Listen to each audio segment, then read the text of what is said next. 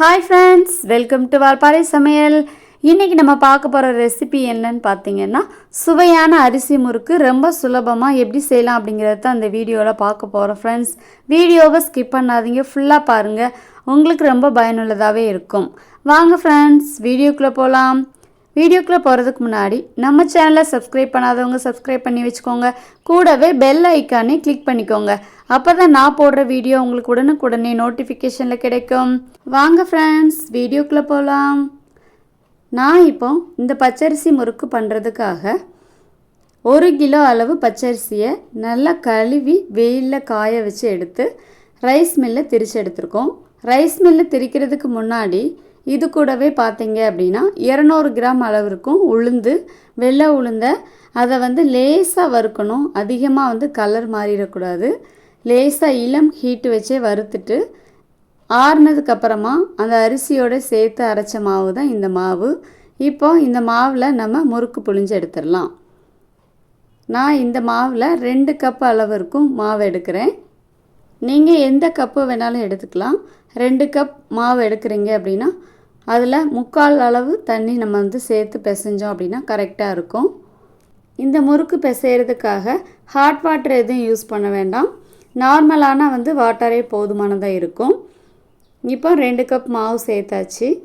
இந்த முறுக்கு நல்லா மொறுமொறுன்னு வர்றதுக்காக இது கூடவே பார்த்தீங்க அப்படின்னா நல்லா ஆயிலை ஹீட் பண்ணிவிட்டு ஒரு சின்ன கரண்டி குழிக்கரண்டி அளவு நான் ஒரு கரண்டி சேர்த்துக்கிறேன். இந்த முறுக்குக்கு தேவையான அளவு உப்பு சேர்த்துக்கலாம். நான் ஒரு 1/2 ஸ்பூன் அளவு சேர்த்துக்கிறேன். ஜீரகம் 1 ஸ்பூன் அளவு லைட்டாக கசக்கி சேர்த்துக்கலாம். ஓமமும் 1 ஸ்பூன் அளவு கசக்கி சேர்த்துக்கலாம். ஜீரகமும் ஓமமும் சேர்க்குறது எதுக்குன்னு பார்த்தீங்கன்னா, முறுக்கு சாப்பிட்டதுக்கப்புறமா சிலருக்கு நெஞ்சுக்குள்ளே இருக்கிறது மாதிரி இருக்கும், டைஜஷன் ஆகாது. நம்ம இந்த மாதிரி ஓமமும் ஜீரகமும் சேர்த்து பண்ணும்போது ஈஸியாக அவங்களுக்கு டைஜஷன் ஆயிரும். இப்போ கொஞ்சம் கொஞ்சமாக நம்ம தண்ணியை சேர்த்து இந்த மாதிரி பிசைஞ்சு எடுத்துடலாம். முதல்ல அதிகமாக தண்ணியை சேர்த்துறாதீங்க, அது கட்டி கட்டியாக ஆயிரும், பிசைகிறதுக்கு கொஞ்சம் கஷ்டமாயிரும். அதனால் நீங்கள் கொஞ்சம் கொஞ்சமாக ஊற்றி இந்த மாதிரி பிசைஞ்சு எடுத்துட்டீங்க அப்படின்னா உங்களுக்கு முறுக்கு மாவு ஈஸியாக பிசைஞ்சு எடுத்துடலாம். ஒரு சிலர் காரமாக வேணும் அப்படின்னா இதில் கொஞ்சம் மிளகாத்தூள் சேர்த்துக்குவாங்க. ஒயிட்டாக வேண்டாம், கலரான முறுக்கு வேணும் அப்படின்னு நினைக்கிறவங்களும் கொஞ்சமாக மஞ்சத்தூள் நம்ம சேர்த்துக்கலாம். சேர்த்து பிசையும் போது நமக்கு முறுக்கு சுட்டு எடுக்கும்போது நல்ல கலர் கிடைக்கும். இந்த முறுக்கு மாவுக்கு எப்படி பதம் அப்படின்னு பார்த்தீங்கன்னா, நார்மலாக நம்ம சப்பாத்திக்கெல்லாம் பிசைவோம் இல்லையா, அதே மாதிரி தான் இது. அதை விட கொஞ்சம் லூஸாக இருக்கணும்.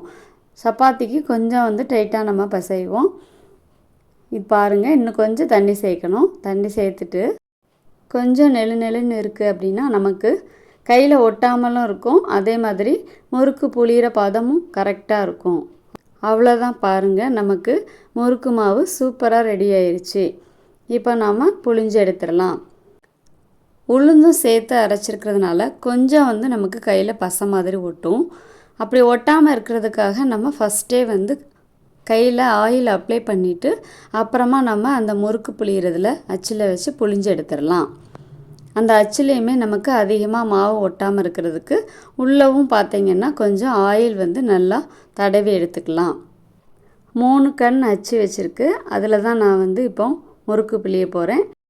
நீங்கள் உங்களுக்கு எந்த ஷேப்பில் வேணும்னாலும் எந்த அச்சு யூஸ் பண்ணினாலும் புளிஞ்சிக்கலாம். இந்த மாதிரி நம்ம உருண்டை மாதிரி பிடிச்சிட்டு வச்சு புளிஞ்சோம் அப்படின்னா ஈஸியாக நமக்கு முறுக்கை பிழிஞ்சு எடுத்துடலாம். நம்ம நிறைய பேர் தெரியாமல் மாவை ஃபுல்லாக டைட்டாக அடைச்சிருவாங்க, கொஞ்சம் கூட ஏர் போகாத அளவுக்கு. அந்த மாதிரி வச்சுட்டு நம்ம புளிஞ்சோம் அப்படின்னா ரொம்ப டைட்டாக இருக்கும், அமுக்கவே முடியாது, அந்த அளவுக்கு ரொம்ப ஏர் வாங்கிரும்.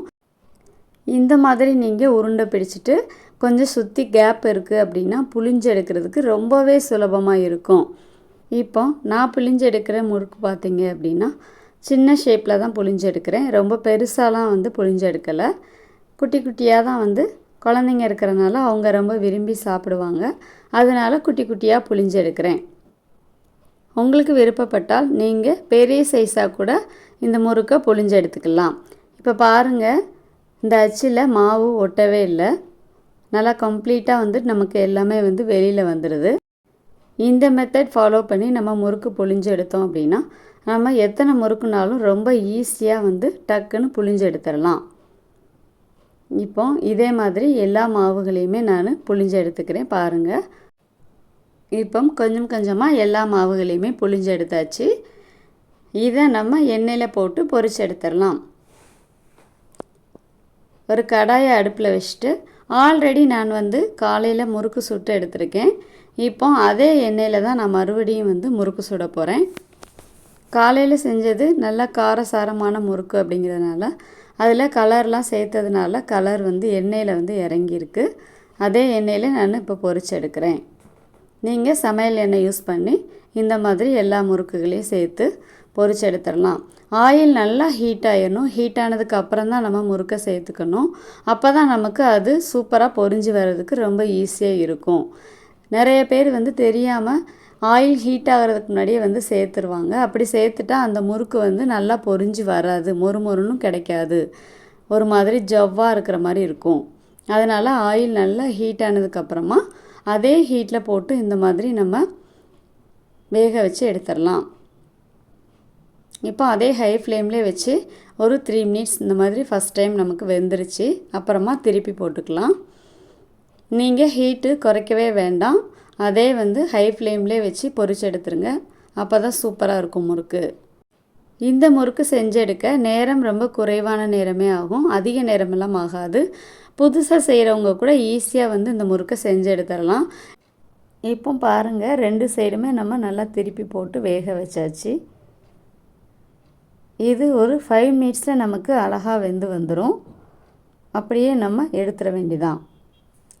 எடுத்து ஆறுனதுக்கப்புறமா சாப்பிட்டீங்க அப்படின்னா முறுக்கோட சுவை ரொம்ப பிரமாதமாக இருக்கும். இது கூடவே நீங்கள் எள்ளு கூட சேர்த்துக்கலாம். எள்ளு சேர்த்து கூட பண்ணும்போது இதனோட வாசனையும் நல்லாயிருக்கும்.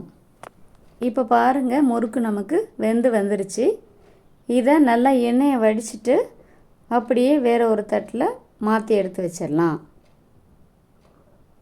நீங்கள் எண்ணெய் வடிகிற மாதிரி பாத்திரம் வச்சுருந்தீங்க அப்படின்னா தட்டுக்கு மேலே அந்த பாத்திரத்தை வச்சு அதிலே எல்லா முறுக்கையும் கொட்டிட்டீங்க அப்படின்னா அதில் உள்ள எண்ணெயே ஈஸியாக நமக்கு அடியில் வடிஞ்சிரும்.